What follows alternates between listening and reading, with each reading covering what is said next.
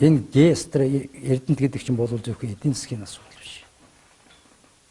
Геополитикийн асуудал энийг дагдаг. Гадна талдаа. Энэ хойд энэ хоёр улсын найрамдалт харилцааны 40-50 жилийн түүхтэй энэ утсыг яагаад орхичих вэ гэдэг асуудал бол миний дотор бол олон юм бодогдуулж байгаа. Жишээ.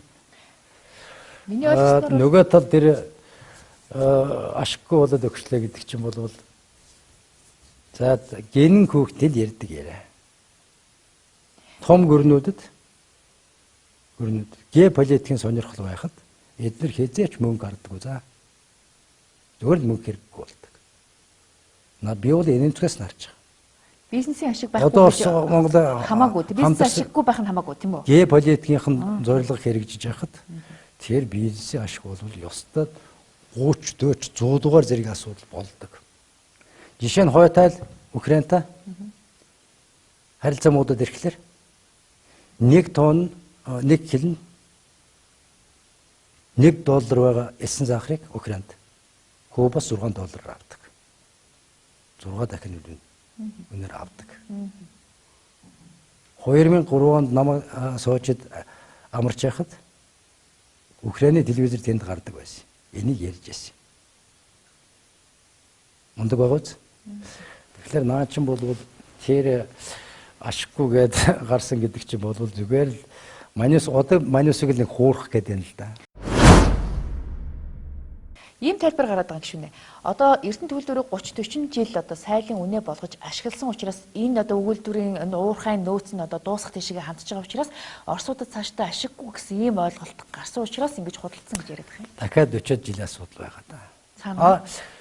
Хэрэг тийм бол 98 онд ашиггүй гэж зарчих нь яасан.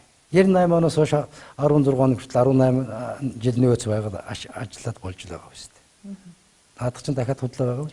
Тэгэхээр танд 40 жилийн нөөц байгаа гэдэг мэдээлэл бол баттай их сурулж байна. Өөрснөө ярьж байгаа шүү дээ. Ер нь бол одоо ингээд баригдаад ирэхлээр энийг зөвтгөх гэж элдв муу яриаг тарааж байна л да. Муухай юм хийчихэд баригдаад ирэхлээр. Нөгөө ичсэн хүн ална гэж нэг үг байдаг те. Тэр л болж шүү дээ. Тэр л болж шүү дээ. За яг нөгөө тал 49% зарсан байг ашиггүй байж зараг. Тэгэхээр Монголын засгийн газар яагаад энийг ил тод ярьчих болдгоо вэ? Мөнгө байхгүй учраас хувийн яагаад их хуралдаа танилцуулж болдгоо вэ?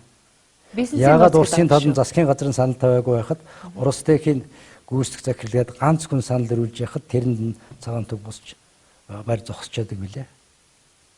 Худалдаа хөгжлийн банк мөнгөтэй байсан бол яах гэж засгийн газар $500 сая баталгаа гаргуулсан. Гаргаад өгсөн байгаа үстэй. Дарааны нарилжийн өгсөн байгаа үстэй. Ийм зэргийн асуултаар намайг хуурах гэж асуулт асуугаад хэрэггүй.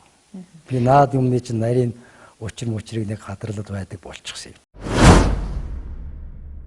Одоо бол юу гэж юм гэхээр яаж игээл олон төмний дургүйслийг жаахан дарах мартагнуулах болж өгвөл энэ луураа хамгаалаад үлдэх ийм л сонирхол задлж явж байгаа. 100 жишээ 49%-ийн санд яригдж явах үед сонингуудаар энэ тухай битгий яриа гаргаж тус урд нь 15 сая төгрөг явуулсан шүү.